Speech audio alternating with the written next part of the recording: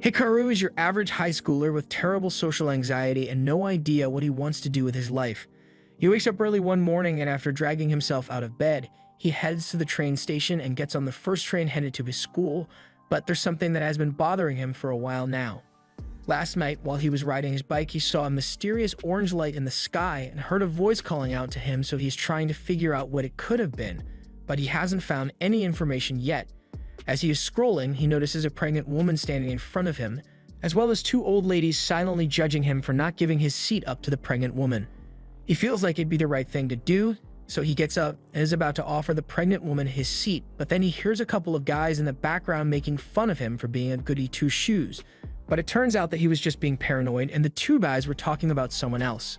He is relieved once he realizes that they aren't talking about him, but while he was standing in place, the man next to him already got up and offered the pregnant woman his seat instead. So now, Hikaru is left awkwardly standing by himself, and he feels so embarrassed about it that he's about to get off the train, but all of a sudden, a couple of his classmates get on and spot him, so he now has to join them. Hikaru's friends begin talking about their future plans, but Hikaru hasn't actually been listening this entire time because he is still preoccupied with what happened last night. His friends ask him about it, so he explains that from what he remembers, he heard a voice late last night, but he opened his window to see what was going on and saw that the area around the Kagami building was really bright, and he wanted a better look, so he rode his bike up the hill to get a better view, but unknown to him at the time, a huge battle was taking place in the Kagami building and an orange cube was about to be stolen by a girl with robot arms attached to her hips.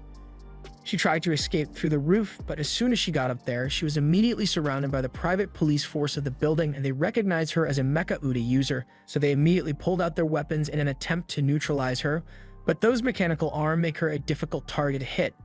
After the police officers failed to stop her, the guards then pulled out specialized weapons and used them to freeze her in place. The boss then comes out and pulls out a mechanical creature of his own, but this one has been experimented on to make it a more efficient tool. The girl's mechanical arms are outraged by what the man did to one of their kind, but the man shows no remorse as he takes the cube back so he can use it in one of his future experiments. The girl refuses to let that happen. So with the help of the arms, Sinus and Dex, she breaks free from the trap and attacks the weapons developer. In the process of the fight, the girl manages to get the cube from the weapons developer, but because the containment tube was damaged, it ends up getting launched several hundred meters into the air. That was when Hikaru saw an explosion come from the building and he even took a video of it. But for some reason, nothing out of the ordinary was recorded. He also recalls seeing a glowing cube land somewhere near the building, but once again, none of that showed up on his recording.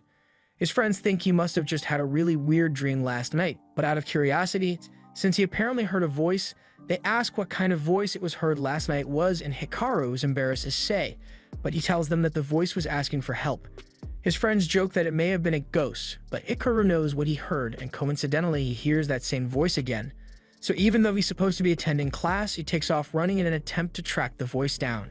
He ends up approaching the Kagami building, and he's not sure what he's meant to be looking for, but as he's about to enter a roped-off area, he is stopped by a police officer who tells him that he isn't allowed to be back here. Hikaru asks why, so the officer explains that Kagami made a generous donation to the police station in exchange for a couple of officers helping him with a little situation. But then he gets a message on his radio telling him that Mr. Kagami needs all the officers to head over to the back room, so the officer turns to head for the back, leaving the unknown kid near the restricted area. Hikaru was initially going to turn back since he is a law-abiding citizen, but as he is about to leave, he hears the voice again. So he decides to ignore the do not cross tape and goes searching for stuff in the abandoned section of the compound. He walks around for a while until he comes across an ominous glowing cube in the middle of the floor and he wonders if this is the thing that was calling out to him. He gets close to it and sure enough, the cube begins talking, which freaks him out a little. He still reaches out to touch it, resulting in a massive flash of light. The cube flies up into the sky and lands on Hikaru's back, causing another flash of light and drawing a lot of attention. By the time Hikaru opens his eyes, he has a massive arm growing out his back, and the arm is really relieved to have finally been saved. Hikaru is hearing the voice of someone talking to him, but he can't see anyone, so he starts panicking until the arm gets his attention to calm him down. Seeing a metal arm growing out of his back does nothing to calm Hikaru down, but the arm begins to thank him because it is genuinely grateful to have been released from that cube. It tries to tell Hikaru its name, but it then realizes that it can't actually remember what its name is. Hikaru still can't handle the fact that he has an arm on his back, but then he realizes that the arm isn't actually attached to his back, it's just stuck to his jacket. Before he can think of what to do next, a drone shows up to investigate the area, and that leads Hikaru to believe that the robot arm must belong to the Kagami group, and he doesn't want to get in any trouble, so he starts taking off his jacket so he can return it, but the drone engages its buzzsaws and tries to kill him. Hikaru begins running for his life, and he thinks the drone is after him because of the mechanical arm, so when he falls over, he tries to return the arm so he doesn't get attacked anymore, but it turns out that the drone is specifically trying to kill him, so the arm has to step in and defend him.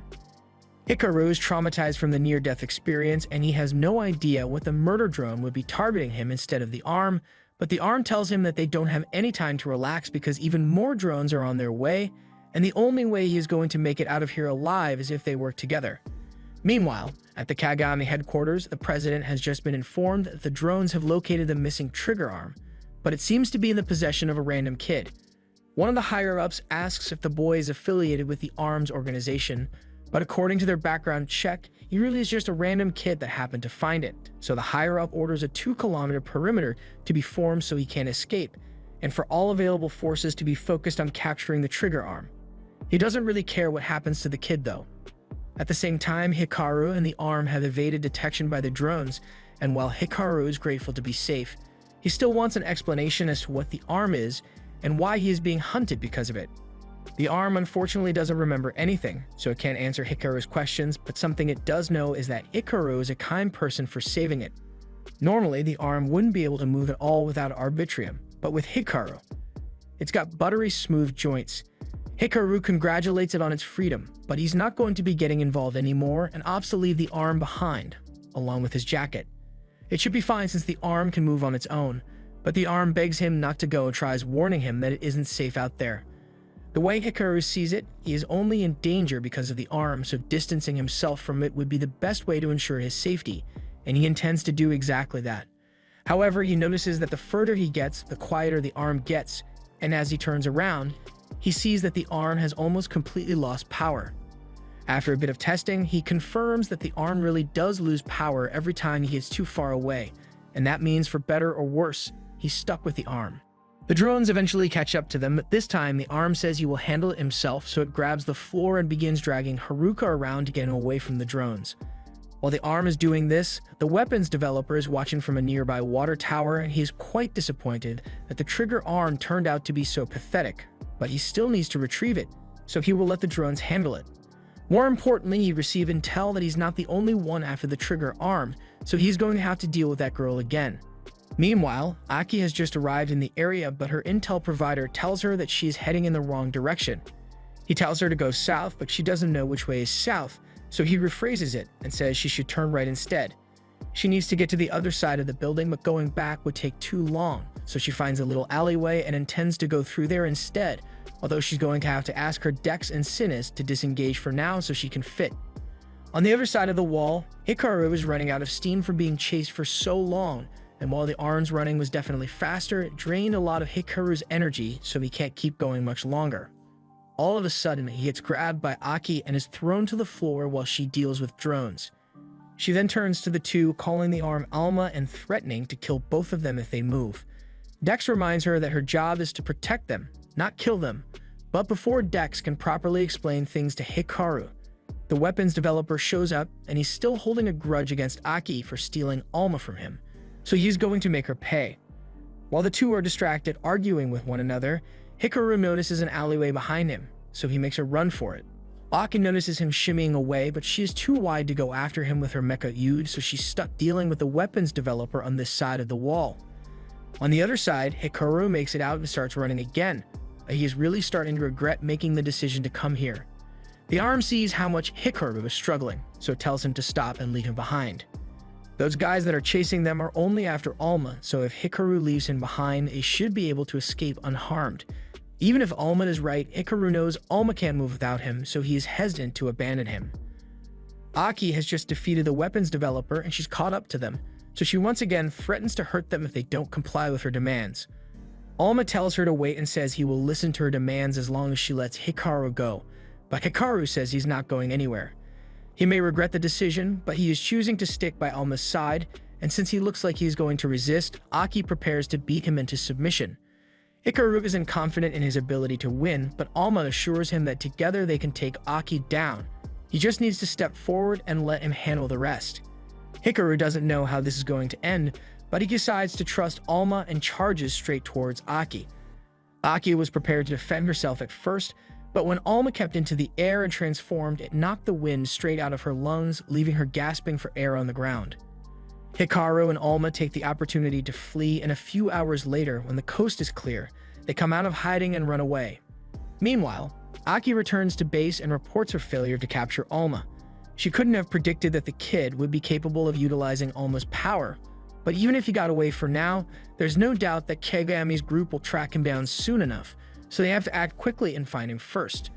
The next day, Hikaru ends up taking Alma to school with him since he has nowhere to keep him, but he's trying to keep a low profile so those people who are after him won't be able to find him. However, as he gets to his class, he is horrified to discover that Aki is transferring into his class and she doesn't look happy. While Hikaru tries to ignore Aki's death glare, there's someone else with their eyes set on him as two agents are watching him from a nearby building. Tus and Warner work for the Kagami group and were assigned to recover the trigger arm by any means necessary, and that includes murder, although Tus doesn't like the idea of killing a kid. After class, Hikaru sneaks into the bathroom to get away from Aki, and he never could have imagined she would come after him in school, although it didn't seem like she wanted to fight this time. Hikaru figures she just doesn't want to cause a scene within the school, but be that as it may, if she isn't going to fight them in school, Alma thinks they should try talking to her. Yesterday, things were so hectic that they had no choice but to fight Aki, but now that he thinks about it, she was trying to be somewhat friendly at first, although Hikaru doesn't remember it that way. Still, it's not like there are many people he can talk to about Alma, so it's either he goes with Aki or he goes to the police. He asks Alma what he thinks they should do, but Alma wasn't really paying attention because he was having too much fun messing with the toilet paper. However, Aki was listening in from the other stall, and she tells him that going to the police is a bad idea because they'll immediately hand him over to Kagami. She climbs into Hikaru's stall and tells him she is here to be his bodyguard, but Hikaru is too flustered by the fact that she's so close to him in the boys' restroom, so he runs out and Aki chases after him. A little while later, Hikaru has lost Aki and is having lunch with his friends, but with how Aki has been chasing after him lately, they are starting to think he might be in a relationship with her or something. Hikaru denies it, but it's hard for him to sound convincing, especially since Aki arrives on the roof looking for him a second later. Hikaru's friends call Aki over to tell her Hikaru is here, but all of a sudden, Hikaru actually isn't there anymore. He somehow managed to climb up and out of sight in that split second, but Alma doesn't understand why he is being so evasive when they already decided to try and talk to her. Just then, one of Hikaru's other classmates arrives on the roof as well, and she's been looking for Aki all over. She introduces herself as Meru and tells Aki it's nice to finally meet her, but Aki doesn't look pleased to meet her. Meru chalks Aki's cold look to nervousness since she is a new student here, so she offers her a welcome gift in the form of a tray of cookies. Hikaru thinks Aki is going to flip out, but on the contrary, Aki seems entranced by all the cookies, so she grabs a fistful and shoves it in her mouth. Meru is a little surprised with how fast Aki ate the cookies, but she's glad her gift was well received, so she asks Aki if the two of them can be friends, and Aki says she doesn't mind. Aki seems a lot more normal than Hikaru first thought she would be, but that still doesn't mean he wants to talk to her, so he decides to put on some noise-canceling headphones and go to sleep so he doesn't have to deal with her till the end of the day. Meanwhile, as Aki is still eating the cookies, Meru asks about her relationship with Hikaru, but Aki had totally forgotten that she was supposed to be looking for him. Wanting to be helpful, Meru tells her she has an idea to get Aki alone with Hikaru, so later that day, while Hikaru is trying to get out of school without being noticed, Meru goes up to him and delivers a handwritten letter from Aki. Hikaru can already tell what this is going to be about, and just as he suspected, Aki is trying to get him to meet her. Meru ends up dragging Hikaru out to an abandoned section of the school, and she won't let him leave because she believes Aki wants to confess her love for him. Hikaru has no choice, so he walks into the class where Aki is waiting for him and yells at her for dragging Meru into this. Aki denies getting Meru involved because this whole operation was Meru's idea, but even if that's the case, Aki has still been following him around all day, so he wants to know what her business is with him. Aki explains that she is a member of an organization called ARMS, and she has been tasked with watching over Alma and being his bodyguard. Alma thinks this is good news since that means Aki is going to be protecting them, but Aki clarifies and says her only job is to protect Alma, so she isn't concerned with what happens to Hikaru. Although since Alma is linked to him, there's not much she can do to separate them. As part of her mission, she needs to bring both of them back to HQ. Of course, they won't harm Hikaru if he cooperates with them, and Alma thinks this is terrific news, but Hikaru still doesn't feel so confident about going with Aki, since he still isn't sure she can be trusted. Alma understands Hikaru's concerns, but Aki seems to know something about him, and Alma still wants to know what and who he is. Hikaru feels bad for Alma, so he decides to agree to go with Aki, even if he doesn't trust her. But before he does, he wants to know why Alma loses power whenever he leaves his side. After what she just witnessed, Aki's brain stops braining because it shouldn't be possible for a Mecha-Ude to fuse to a jacket, and there's no information about something like this. She eventually gets up close and tells Hikaru that she needs to take him in for some tests, but he's freaked out by how aggressive she's being and asks Alma if there's anything he can do to get them out of this. So Alma attempts to use the power they used against her yesterday, but while there's a huge flash of light, it doesn't actually do anything because Alma doesn't have the strength for it. That leaves only one other option, so Hikaru grabs Alma and starts running away. But when he tries to leave through the front door, Miru stops him from getting out and says he should finish talking to Aki before she lets him out. Meanwhile, outside, Toos and Wanner are watching the entrance to the building, but because there's a schoolgirl standing outside, they can't do anything without revealing themselves to her. Back inside, Hikaru has been trying to find a way out of the building, but all the other exits have been boarded shut, so it looks like his only choice is to go up. Meanwhile, Aki is still trying to locate him, so Dex says he thinks she should head down the right hall, and Sinis says he thinks she should follow the left hallway, but Aki doesn't listen to either of them and decides to go down, breaking through the floor and landing directly on top of Hikaru. Now there's nowhere for Hikaru to run. Aki can't understand why he is running away when he chose to spare her life yesterday. Hikaru says there's no way he would ever kill a person, but Aki isn't listening anymore and assumes Hikaru must be plotting something and is using Alma. Alma tries to defend him and says Hikaru isn't a bad person, but Aki still doesn't believe him, so Alma tries to use his power to protect him, but once again, nothing happens. Aki takes this as proof that Hikaru isn't bonded with Alma, so she intends to eliminate him right now for the sake of Alma's safety. However, just then Miru walks in because she heard a loud sound, and let's just say the position they're in gives her the wrong idea, so she turns around and leaves to give them some privacy. As she leaves, Aki prepares to resume her elimination of Hikaru, but he's already gone and hidden, so she has to start searching all over the place for him. Once she's gone, Hikaru gets up and tries to walk out the front door, but this time, Wanner stops him and he is wearing one of the Kagami group uniforms, so Hikaru is immediately put on edge. Wanner says he needs some help from Hikaru, but Hikaru doesn't feel like offering any help after the Kagami group nearly kill him with a bunch of drones. Wanner apologizes for that and says they made a mistake with the drones, but he's only sorry that they couldn't finish him off sooner. He blasts Hikaru with a sonic cannon, and although it doesn't do any physical damage, Hikaru falls to his feet because he suddenly feels really dizzy. With Hikaru incapacitated, Wanner kicks the door open to give Toos a clear shot, but he's actually standing in her way, so she can't take the shot. By the time Wanner moves out of the way, Alma is able to drag Hikaru's body to prevent him from getting shot, but they are still in imminent danger, so Hikaru gets up and runs back into the building. Toos yells at Wanner for messing up her shot, but she needs to get this over with, so she begins firing through the walls in hopes of hitting Hikaru, and he is seriously worried she might kill him, but Alma has something else he is concerned about. Even though Wanner is using a Mecha-Ude, Alma doesn't sense any consciousness from it, and just then, Wanner hits Hikaru with another sonic wave. Hikaru collapses at the end of the hallway, and Toos takes the shot at the last second. Hikaru is saved by Aki. Wanner fires another sonic wave, and Aki tries to block it, but just like it did with Hikaru, she suddenly gets dizzy and falls to the ground. Wanner is having the time of his life right now because he enjoys making people suffer, but Aki refuses to be taken down because she still needs to protect Alma. So she gets back up and asks Hikaru to run away while he has the chance.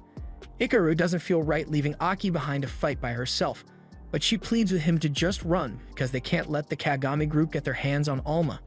Hikaru listens to her and runs away while she keeps Wanner busy, but then Wanner pulls out a weapon that she isn't prepared to deal with. Hikaru starts climbing up the stairs and he is getting really frustrated with the way people keep coming after him, but Alma stops him and says he doesn't think they should be leaving Aki by herself after all. Hikaru reminds him that Aki said they should run to ensure Alma's safety, but while that may be true, Alma doesn't like the idea of leaving her behind, so he jumps off Hikaru's back and punches a hole through the wall so Hikaru can escape. But as for him, he's going to go help Aki. At least that's what he wants to do, but he loses power as soon as he gets too far from Hikaru. Hikaru ends up agreeing to go with him since Alma can't move otherwise, but they still need a plan of action before they face Wanner and his sonic cannon. It turns out that Warner managed to defeat Aki by using the shackles that remove the consciousness of Mecha-Ude, and he is currently driving her up to the roof for Toos to snipe her. But to his surprise, Toos actually came down in person because he was taking too long to get the job done. She takes one look at Aki and mocks her for being so pathetic, but even though she really wants to kill her, she has orders to bring Aki back alive.